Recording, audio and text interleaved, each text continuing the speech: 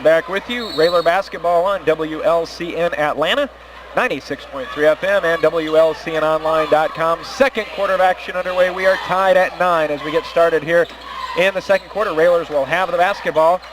Horsham, Bowlby, Cook, Block, and Olden, and Block and Lois really going, or Vogel really going at it down low. Yeah, it's, man, he got blasted. They're going to let him go, apparently. Yeah. Gavin backing, kicks it out. Bowlby for his 4-3, missed it. Rebound hits the floor, comes down to Green. Yeah, big and a wide open shot, too, really, by Bowlby. And the way he's been shooting, you let him take that. Sestak's 3, no good, but a foul is going to be whistled. And the Railers are going to send SHG to the line for 3. Foul's going to go against Max Cook. That'll be his first on the team. And Josh, we had a real great angle at watching Vogel and Block go at it down low. It'll be interesting to see if they're going to let them play like that on this end as well. Yeah, it was a battle underneath for Gavin, and give Gavin credit. He didn't back down at all. A couple of times you saw the official take his whistle out of his mouth and say something to him, but again, you're just wanting consistency. Right, exactly. Sestak's first one good. Second one good. Back into the contest, Nate Lois in. He replaces Dominic Aiello. Sestak's hit the first 2. This one on the way, good as well. An 8-0 run by the Cyclones has put them up 3 at 12-9. Just into the second quarter here from SHG. Horsham, Eds turns, finds Max. Cook being guarded by Green. Yeah, I think Max can take Green off the dribble. He's quite a bit quicker. Nice pass from Gavin to Horsham, who lays it up and in. Bullet pass by Gavin, too. Easy one, almost like a back door. And, you know, we've seen Tyler doing that a lot more instead of just standing outside the three-point line. I think teams are starting to overplay him, and he's using that to his advantage. Yeah, and he threw a great pass where Tyler went straight up and had an easy layup. Tipped away into the hands of Vogel. Down in the corner to Turner. Tipped away but tracked down by the Cyclones.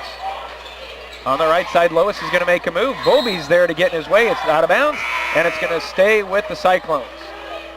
And, you know, one more step, and Ed was there to take a charge if need be. Yeah, and Gavin kind of tapped it away, but Bowlby, we've always got, with 2 guys in the backs that love to take charges, it's a great weapon to have for Coach Al. Green into Lois, back out high to Vogel. Into the contest, Kevin Zanger, a 5'8 junior, new into the game for Coach Blake Lewis. Vogel over to Green for the Cyclones. 6:10 to go in the first half. Railers trail 12-11. Again down in the corner, Zanger. Watch Sestak floating along the baseline. Zanger. There's Sestak. Now you talk about patience, Josh.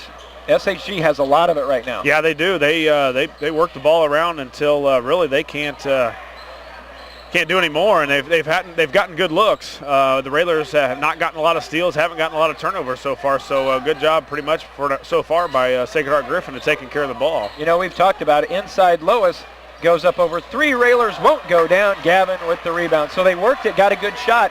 Lois just couldn't get it to go down. You'd want your guy taking that shot every time. Oh yeah, you can't complain about the shot that they got. Bowlby stolen away by Lois. Ball tipped. Did Tyler touch it? No, they're going to say Tyler did not touch it. Yeah, I think it hit the foot of Aola. And the SHG crowd in front of us here, and Coach Blake Lewis certainly not happy with that one. No, and I don't know that he had the greatest look at it. We didn't have a very good look at it, but Aola sure didn't complain too much. So, you know, maybe that was the right call. So the Railers with the ball back. Joey Olden back out to Bowlby. There's Max. Railers leading score at 11 a game. Horsham comes around the screen. Catch, shoot, good. Well, the first quarter was all Edward Bowlby. He had 9. 5 points here in the second quarter. All belonged to Tyler Horsham. Yeah, and then it was a great come off a screen. And usually Tyler's not that guy that comes off the screen and makes a lot of them. But that time, that was beautiful looking. Railers up 14-12 thanks to that 3.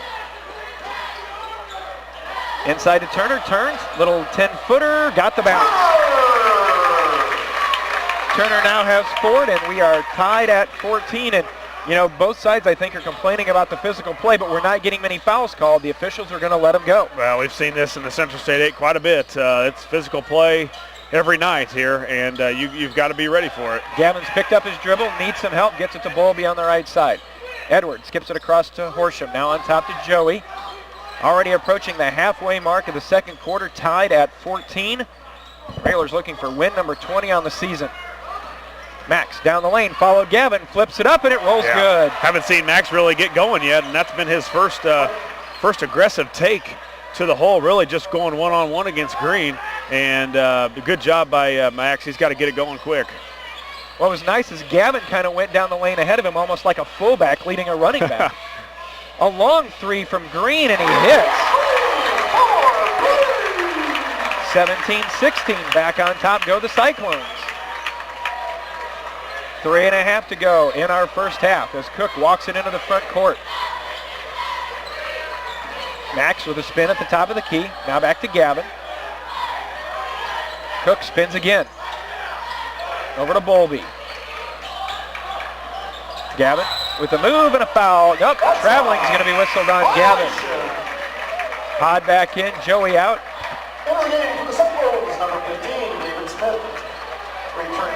Yeah, Pod hasn't really gotten going yet. We haven't seen, hasn't even taken a shot yet. Bowlby really, and Tyler's hit a three, and Max with a drive. So the offense spread out, of course, as always, but haven't gotten our main guys going yet.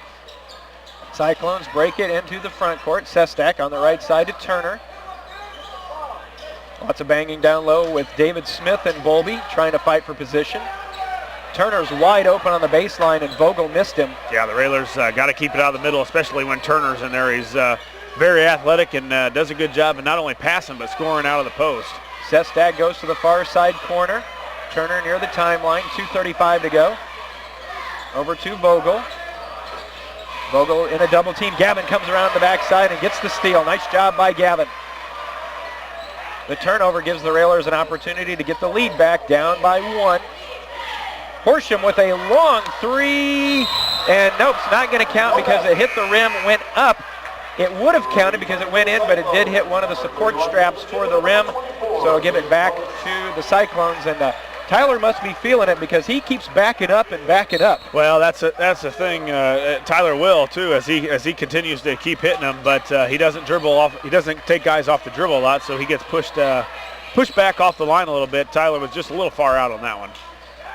Approaching the 2-minute mark in our first half, it is SHG 17, Lincoln 16.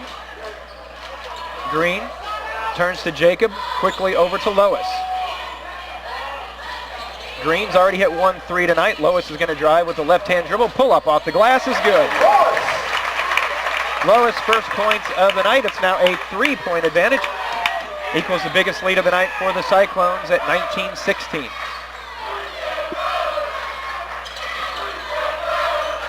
Gavin between the circles. Bowlby.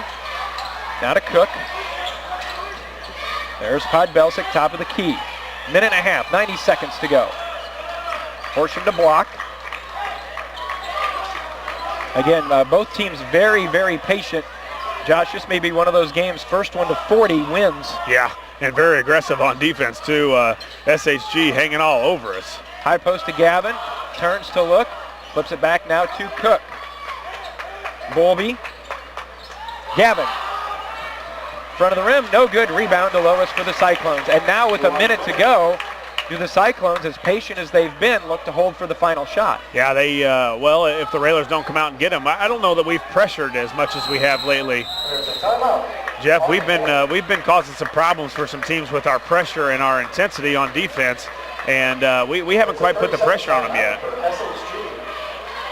30-second timeout taken by SHG. We will keep it here. And Josh, I actually think Coach Lewis took that timeout simply. He had Sestak at the scores table. I think he wants him in on this end of quarter situation. Yeah. You hate to use timeouts because that's only his first one that he's used, and it's almost halftime. But just to put a guy in, he must think or have a pretty special play drawn up to call a timeout for that. So important possession here. 51 seconds to go in the first half. SHG up 19-16. As we look across to the scores table, they will have possession to start the second half, so they could really stretch things out here if they get a make as we head into halftime. Yeah, huge stop here for the Railers. Usually teams can't hold it for us for 50 seconds at a time. We somehow get a steal from somewhere, so let's see if the Railer defense holds true. Under 40 seconds to go. Turner and Green standing on opposite sides of the court near the timeline playing catch. Podbelsic comes out to challenge Turner. Now over to Green. Back to Turner. Again, you got to find 23. You've got to find Sestak. Yeah, they put him in for a reason, and not just a decoy. They're gonna try and set screens for him. Down to 13 seconds. Green. Sestak's here in the right corner. Turner's going to drive in. Still driving. Kicks it back out. There's Sestak. Top of the key for three is good. Railers still have time. 2-1. Horsham 3 on the way. Falls short. Our score at the half.